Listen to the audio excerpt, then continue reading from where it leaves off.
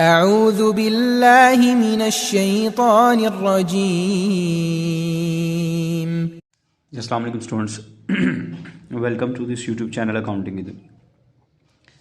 Students, आज question VRS का हम करने जा रहे हैं। ये आईकॉम की बुक है सुहेल साहब की, इसका क्वेश्चन नंबर 10 है। क्वेश्चन में कहा जा रहा है according to cash book of Sarfaraz limited company has a balance at the bank ₹3800 on 31 March 2015। ये बैलेंस है एज पर कैश बुक हमारे पास गिवन है, क्योंकि कैश बुक का बैलेंस है 3800, डेट क्या है 31 मार्च को। But he did not agree with the bank statement as on the same date. कह रहा है जी इसी डेट में जो बैंक में बैलेंस हमारा मौजूद है ये उसके साथ एग्री नहीं कर रहा। फिर उसने नीचे बताया कि ये पॉइंट्स है जिनकी वजह से डिफरेंस आया है। फर्स्ट पॉइंट है जी trade subscription 500 paid by bank, ये बैंक ने पे कर दिया on 31 March. Has not been entered in the cash book, लेकिन कैश बुक में हम इसको एंटर नहीं कर सके। उसके बाद अच्छा, ये ट्रेड सब्सक्रिप्शन ये हमारे अकाउंट से पैसे डिडक्ट किए हैं बैंक ने, लेकिन हमें इसके बारे में इंफॉर्मेशन नहीं थी। लेक्चर नंबर 3 था लास्ट लेक्चर, जिसमें मैंने आपको कुछ डिटेल्स बताई थी, वो मैं एक बार दोबारा थोड़ा सा ये बता दूं कि ये देखें, मैंने आपको बताया था कि वो पॉइंट्स जिनकी वजह से आपका कैश बुक का बैलेंस ज़्यादा शो होगा और पासबुक का बैलेंस लेस शो, इसको क्या करेंगे, क्रेडिट करेंगे। और वो पॉइंट्स जिनकी वजह से आपका कैश बुक का बैलेंस लेस शो होगा और पासबुक का बैलेंस ज़्यादा शो हो, उनको हमने उन पॉइंट्स को क्या करेंगे, डेबिट करेंगे। ठीक है जी। अब ये जो पॉइंट है, आप ये देखें कि बैंक ने हमारे अकाउंट से डिडक्ट किया है, इसका मतलब है बैंक ने पासबुक में से लेस कर दिया है, लेकिन कैश बुक में से चूंकि लेस नहीं हुआ, इसका मतलब है कैश बुक का बैलेंस ज़्यादा शो हो रहा है और पासबुक का बैलेंस लेस शो हो रहा है। इस पॉइंट को हम क्या करेंगे, क्रेडिट करेंगे। और वैसे भी ये भी चीज़ याद रख लीजिएगा कि वो तमाम पॉइंट्स जिनकी वजह से हमारे अकाउंट में डिडक्शन आ रही है, कम हो रहे हैं, ठीक है, उसको हम क्रेडिट करेंगे। A check for paid for advertising on 10 March 4197 has not been entered in the cash book. ये भी एक चेक हमने इशू किया, ठीक है, यानी कि बैंक में डिक्रीज आ गया लेकिन कैश बुक में एंटर नहीं किया, कैश बुक में कमी नहीं आई, ये भी हमारा एक्सपेंस है, इसको भी क्रेडिट करेंगे। Cheque for 1100 send to creditor को हमने एक चेक इशू किया, was not paid by bank, लेकिन बैंक ने अभी तक उसको पे नहीं किया, यानी कि जिस डेट को हम स्टेटमेंट बना रहे हैं तब तक वो चेक बैंक में प्रेजेंट नहीं हुआ था। अनप्रेजेंटेड चेक्स है, इनको क्या किया जाता है, डेबिट किया जाता है। Check receive from a customer, एक कस्टमर से चेक रिसीव किया हमने 1680 का, वाज पेड इनटू बैंक में हमने जमा करवा दिया ऑन 28 मार्च को। But were not collected, uncollected cheques, uncredited, uncleared cheques होते हैं, इनको हम क्या करते हैं, क्रेडिट करते हैं। अब इन सबको बैलेंस के साथ कंपेयर करके हमें पता चलेगा ये ऐड होने हैं या लेस। और लास्ट पॉइंट है जी interest on investment collected by the bank. Interest on investment ये हमारी इनकम है, हमारे अकाउंट में बैंक ने इंक्रीज कर दिया है, yet not recorded in cash book, लेकिन कैश बुक में हम इसको ऐड नहीं कर सके, जिसकी वजह से हमारा कैश बुक का बैलेंस जो है वो कम शो हो रहा है और पासबुक का बैलेंस ज़्यादा शो होगा, तो ये पॉइंट भी डेबिट होगा। चलते हैं जी क्वेश्चन के सोल्यूशन की तरफ।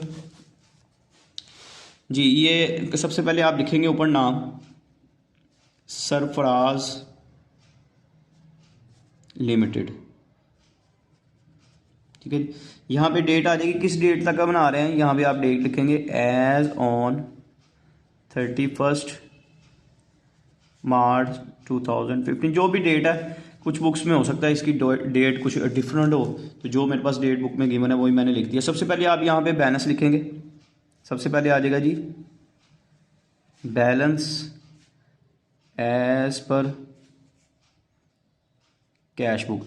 अब क्वेश्चन में ये नहीं बताया हुआ कि ये बैलेंस कौन सा है, तो आपने याद रखिएगा कैश बुक का फेवरेबल बैलेंस लेना है, पासबुक का भी फेवरेबल, कैश बुक का भी फेवरेबल। तो कैश बुक का फेवरेबल बैलेंस कौन सा होता है, डेबिट बैलेंस, ये डेबिट बैलेंस है। अमाउंट हमेशा आपने इसी कॉलम में, आउटर कॉलम में लिखनी है 3800। अब इधर हम लिखेंगे कुछ जो हमारे पास पॉइंट्स ऐड होने हैं, ठीक है जी, ये आ जाएंगे, और इधर हमारे पास आ जाएंगे लेस वाले पॉइंट्स। अच्छा जी, पॉइंट हमारे पास जो है सबसे पहले था ट्रेड सब्सक्रिप्शन। ट्रेड सब्सक्रिप्शन जैसे मैंने आपको बताया, ट्रेड सब्सक्रिप्शन हमारा एक्सपेंस है, हमारे अकाउंट में डिडक्शन आ रही है, इसको लेस क्रेडिट होता है। ये पॉइंट ने क्या होना है, क्रेडिट, तो बैलेंस कौन सा, डेबिट। डेबिट क्रेडिट क्या होता है, लेस, इसलिए इसको हम लेस वाली साइड पे लिखेंगे, trade subscription paid by bank ने पे कर दिया, लेकिन हम कैश बुक में रिकॉर्ड नहीं किया, जिसकी वजह से कैश बुक का बैलेंस ज़्यादा शो हो रहा है और पासबुक का बैलेंस लेस शो हो रहा है। ये अमाउंट इसकी क्वेश्चन में बताई गई है जी 500। ठीक है जी, ये अमाउंट अभी ये जो एडलेस वाली तमाम अमाउंट है वो इनर कॉलम में लिखेंगे हम, बाद में उनको एडलेस करते हैं। सेकंड पॉइंट है जी चेक पे किया था हमने एडवर्टाइजिंग के लिए, ये भी मैंने आपको बताया है कि ये भी क्रेडिट होना है। एडवर्टाइजिंग चेक या चेक इशूड फॉर एडवर्टाइजिंग लिख लेंगे, लेकिन कैश बुक में हम इसको रिकॉर्ड नहीं कर सके, ये भी क्रेडिट होगा, हमारा एक्सपेंस है, हमारे अकाउंट में डिक्रीज आ रहा है जी। उसके बाद नेक्स्ट पॉइंट था जी चेक इशू किया था क्रेडिटर को बट बैंक ने अभी तक पे नहीं किया, इनको हम क्या कंसीडर करते हैं, अनप्रेजेंटेड चेक डेबिट होते हैं। Check issued sorry but not paid by bank, लेकिन बैंक ने अभी तक पे नहीं किया।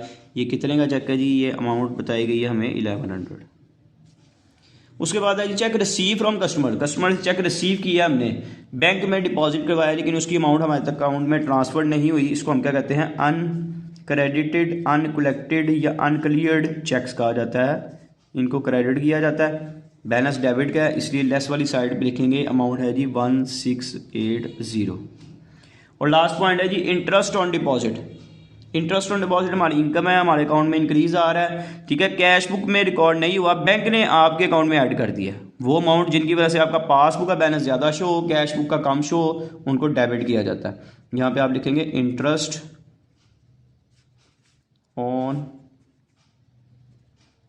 इन्वेस्टमेंट।